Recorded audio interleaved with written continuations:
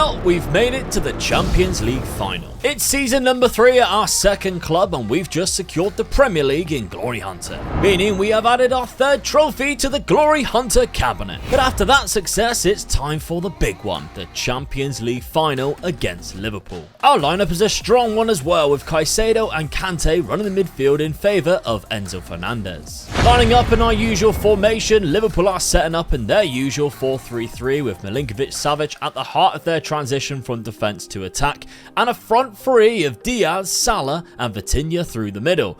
We've beat them before, we are the best in the country, but that means nothing for the next 90 minutes. However, it only took 11 minutes before we took the lead from a far post header off the corner. It's still only the first half, but our relentless pressing wins the ball back and Mason Mount makes it 2-0 and we are en route to lifting the trophy. However, Liverpool have a fantastic team and their response was intended to tell us that they are still fighting for this. And into the second half we held on so well until the 89th minute and Jota, unmarked at the back post, equals the scoring and it's into extra time. And today is not our day. We have many seasons ahead of us to win this competition, but this season won't be it as Vitinha scores the winner in extra time. And Liverpool are European champions once again, coming back from 2-0 down in Munich with us looking so comfortable as well. As heartbreaking as that defeat is, we need to bounce back next season. Liverpool lift it this year, but we have the team to win this competition for sure. Or we could apply for the Man City job with Bellingham and Haaland. I'm just kidding, I let Mourinho take that job instead. During the pre-season, I sold Koulibaly to Barcelona and only raised £9.75 million for now. However, on the transfer list was Leon Goretzka and I seen him as the perfect addition to our squad, so I made the offer. And despite some competition for his signature, we got the job done and landed the £54 million world-class midfielder. We also sold Callum Hudson-Odoi for £60 million to Arsenal. Our first game of the season, by the way, is Liverpool, typically in the Community Shield, a competition they've won the last 3 seasons. It was a quiet start, but eventually the ball was spread out to Valverde down the right-hand side, whose cross was met by Danielson, and we take the lead. We had the chance to go 2-0 up from the penalty spot, but Mason Mount only hit the post. Luckily, we still picked up the win. Our first league game of the season, though, we start Goretzka next to Kante against Norwich. The result was great. We won 3-0 and it was comfortable with 2 goals from Danielson. However, I don't know what was on the grass at Carroll Road today, but Mason Mount went down injured with no one around him, followed by in the second half, Danielson did exactly the same thing. And it ain't good, lads. Mason Mount tore his calf and will miss 3 to 4 months. Danielson has twisted his ankle and won't be out as long, but it's still a big loss. What did make me feel better was Liverpool got stuffed 4-0 against Tottenham, the European champions, demolished in their next competitive game. We didn't feel the loss of Mount and Danielson in the next game against Villa, comfortable win. But a 0-0 draw against West Ham is not great. 18 shots with just 1 on target, definitely missing Danielson. What makes it worse is the run we've got coming up without those 2 guys is brutal too, with Arsenal next, Brighton and Man City to follow, and Liverpool and Tottenham in October, not to mention our Champions League games. Against Arsenal is an unexpected hero that took the game by the scruff of the neck and dominated from CDM, Moises Caicedo. He scored in the first minute and that was the tempo he set out all game, scoring all 3 goals in this 3-0 win. What a performance from the lad. And we sit back at the top of the league once again. We end the transfer window still only buying Goretzka, but we also sold Dacho Fofana and Wilfried Zaha. Meaning we only actually spent £54 million but brought in £95 million, so there's some money left in the kitty. More good news, Danielson returned from injury for the Brighton game mid-September and he scored from the spot in a nice and easy 2-0 win where we had 31 shots in total. But can someone please explain to me why we are facing Liverpool in our first Champions League match of the season?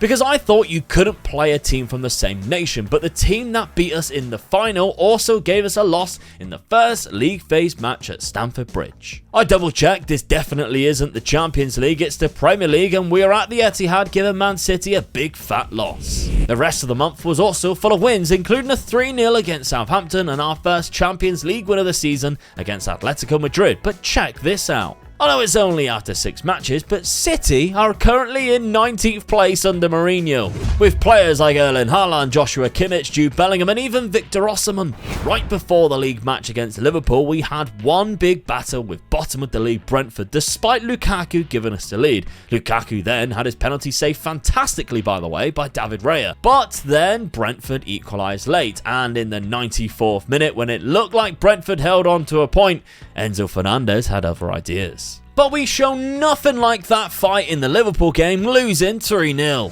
It was nice to see Schalke back in the Champions League after their recent problems, but it was even nicer to see us pick up the win there, with the second goal particularly being pleasing to the eye. You corner haters aren't going to like this one either. Wesley Fofana getting a hat-trick, all from corners, with 2 aiming at the far post. Nothing special happening, just aiming at my best aerial threat. Not my fault, the game allows too many corner goals, which was the 3 points we ended to separate us from Liverpool in second place. In the Champions League, which of course for Glory Hunter is more important than the league right now, as well as the FA Cup, we took a comfortable 2-0 win against Zagreb, before once again playing an English side.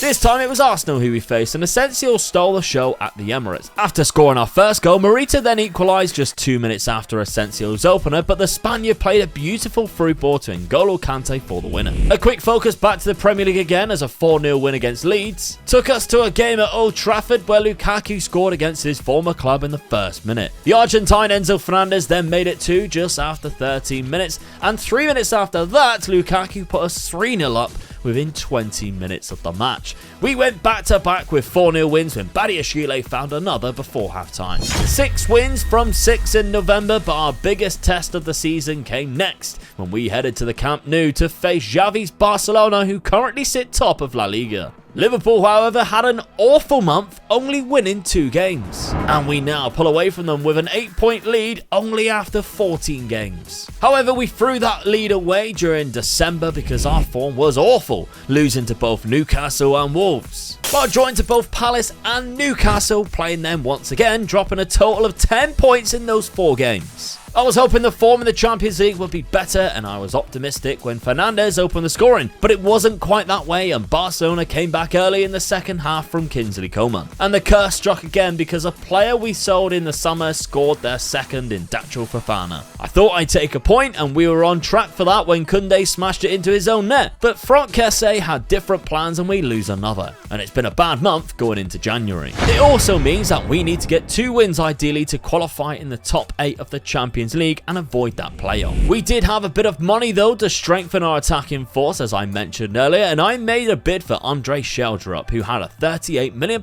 release clause at Benfica. And after a slight bit of pressure from other clubs, we got our man. Evanilson hasn't scored since the middle of November, but he is back amongst the goals with 2 against Southampton in this 2-1 win. In the Cup, so Liverpool knocked us out of the semi-final of the League Cup, but for Glory Hunter, FA Cup is what we are focused on, and we beat Luton 4-0. More bad results in the league after we put ourselves in front against Tottenham. They broke down the right hand side and found an equaliser when Harry Kane pops up in the box. And that was followed by a 4-1 loss at Stamford Bridge to Liverpool once again. We needed wins in the Champions League though, which is way more important, and that's what we got when we hosted Hungarian side Ferencváros. Although the set-piece police will be all over this in the comments, it was a comfortable 3-0 win. The trickier tie, the final 2 league phase matches, came against Atalanta, who remember we do have beef with after they beat us to the Serie A in that first year in Rome. But we took a 2-goal lead from Mudrik's finish, and they could only pull one back by Danny Motta. And those 2 wins shot us up to 3rd place in the league phase, and we avoid those playoffs. Liverpool, however, have not took advantage of our bad form in the league, and they dropped down to 4th place, with us being trailed by Manchester United and West Ham now. Man United, who spent £153 million in January, and West Ham, who brought in 7 players. Bad news though, because this mistake by Chalobah means we might have to stay another season at Chelsea. And that's because it was the only goal in the FA Cup 4th round tie against Manchester City. February also included 3 league wins, so let's breeze into the important competition of the Champions League because we have Dortmund in the round of 16. And the gap in the league now is 7 points. The first leg in Dortmund, Mason Mount scored from the spot to put us ahead, but Dortmund ripped us open down the right hand side and this one ended 1-1 when HDMI cheekily chipped it in. So in the second leg in London, we really needed to step up and we did just that. Although the second goal was an own goal, the rest were very good and Sheldrop even got his first Champions League goal for us and played very well overall. The goal of the night though came from the foot of Goretzka, who walloped that one in, but overall fantastic performance in the 6-0 win and we go into the quarterfinals. The gap of the league stays to 7 points if United win their game in hand and we have Benfica in the Champions League quarters. We also had United coming up in April after Benfica and that could very well throw the league away with some tough fixtures. But in the first leg of the Champions League against Benfica, it was headlined with 2 goalkeeping clangers, with both Benfica's and our Mendy being caught in no man's land at 1-1. Thankfully, Evanilson scored a 93rd minute winner in Portugal, giving us the advantage going into the second leg. After scoring both goals for us in the first leg, it was Evanilson's show again, as the former Porto man must have enjoyed this night, scoring a hat-trick in the second leg at the Bridge, giving us a strong force of momentum going into the semi-final against Manchester United.